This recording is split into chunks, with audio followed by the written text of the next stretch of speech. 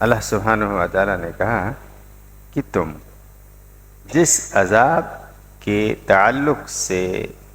مطالبہ کر رہے ہو اور جلدی مچا رہے ہو، اگر واقع ہو جائے، ثم اذا ما وقع، اگر واقع ہو جائے تو کیا اس وقت ایمان لاؤ گے؟ اور ایمان اس وقت لاؤ گے تو تمہارے ایمان کا کیا معنی رہے گا؟ اس وقت تو ایمان مقبول نہیں ہے، بلکہ کہا جائے گا کہ اب ایمان لا رہے ہو، الآن وقد کنتم بہ تستعجلون، اب ایمان لا رہے ہو جس کے بارے میں تم جلدی مچا رہے تھے،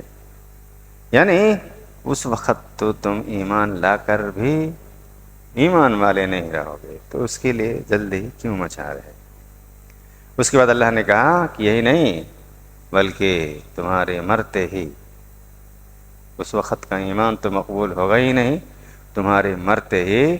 ثم قیل للذین ظلموا ذوقوا عذاب الخلد، تمہیں کہا جائے گا، ان لوگوں کو، ان ظالموں کو کہا جائے گا کہ تم مزہ چکھو ہمیشگی کا، یعنی جہنم کا مزہ ہمیشگی کے لیے چکھتے رہو، یعنی ہمیشہ کے لیے تم جہنم میں رہو۔ ثم قیل للذین ظلموا، ان ظالموں سے کہا جائے گا اس کے بعد کہ ذوقوا عذاب الخلد، ہمیشگی کا عذاب تم سہتے رہو، هل تجزون الا بما کنتم تکسبون، اور یہ جو عذاب تمہیں دیا جائے گا یہ اللہ کی طرف سے ظلم نہیں ہے، یہ اللہ رب العالمین اپنے تئیں دے گا نہیں ہے، بلکہ تمہارے اعمالوں کا، تمہارے عملوں کا، تمہارے جو اعمال تھے ان کا بدلہ ہوگا، تم جو کرتے تھے، تم جو بجا لاتے تھے، تم جو کہتے تھے، تم جو لوگوں کو اور گلاتے تھے، کفر و شرک کراتے تھے، سارے عملوں کا، تمہارے سارے عملوں کا الا بما هل تجزون الا بما کنتم تکسبون، جو تم نے کمایا تھا، تم نے جو کیا تھا، ان عملوں کا یہ بدلہ ہوگا، اللہ کی طرف سے ظلم نہیں ہوگا۔ پھر کہا وَيَسْتَنبِئُونَكَ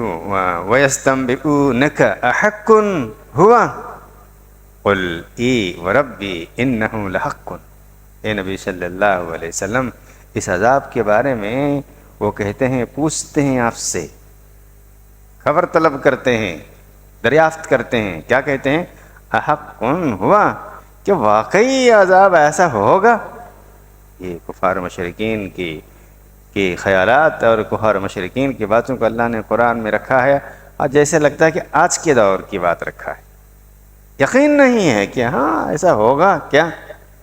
آج بھی کفار مشرکین یہی سوال کرتے ہیں، سب بیکار ہے، بلکہ کتنے مسلمان اس کے انکار ہیں، کتنے مسلمان بولا سب ایسے ہی بولتے رہتے ہیں، وہ جب ہوگا تب دیکھیں گے، مطلب یقین نہیں ہے، ہوگا کیا؟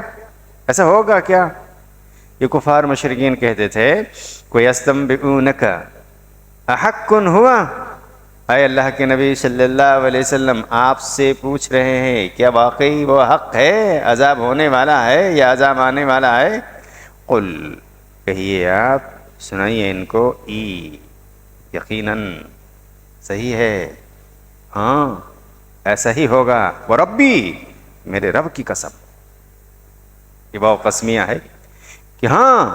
میرے رب کی قسم ایسا ہی ہوگا،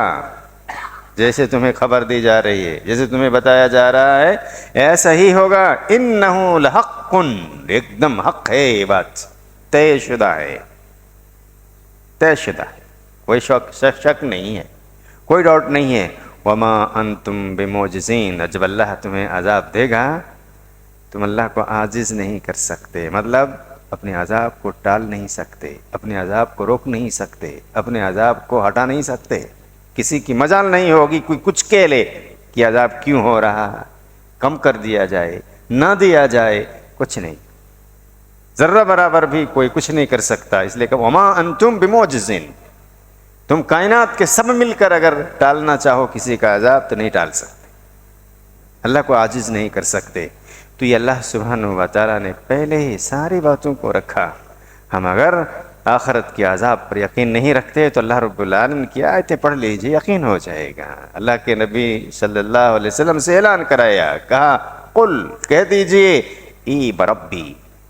عذاب ہونا طے ہے، جو عذاب کا مستحق ہوگا اس کے عذاب کو کوئی ٹال نہیں سکے گا،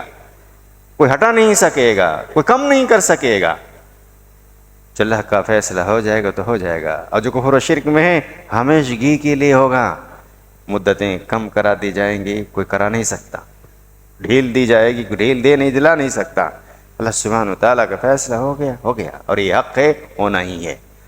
معلوم یہ ہوا کہ اللہ رب العالمین نے جو قرآن میں کہا ہے ویسا ہی ہوگا،